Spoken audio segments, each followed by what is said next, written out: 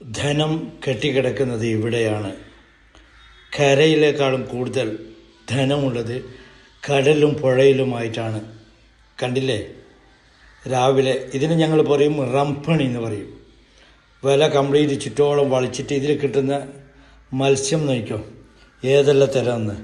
ഏകദേശം 4-5 കിലോ ഒരു വളക്കൽ കിട്ടും. അതും ഫ്രഷ്, ഐസ് കൂടാത്ത ഏറ്റവും ടേസ്റ്റ് ഏറെ മത്സ്യമാണ് പുഴയിലുള്ളത്. ഏറ്റവും വിലമതിക്കുന്ന മത്സ്യം എന്ന് പറയുന്നത് സാൽമോൺ. അത് ഞാൻ ഒരു പ്രാവശ്യം പറഞ്ഞതാണ്.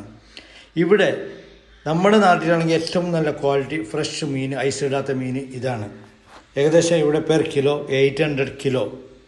ഇത് സംടൈം ചില സമയത്ത് 600-500 ആവും. എങ്കിലും നോർമൽ പ്രൈസ്, അത് ഫ്രഷിൽ കഴിക്കാം.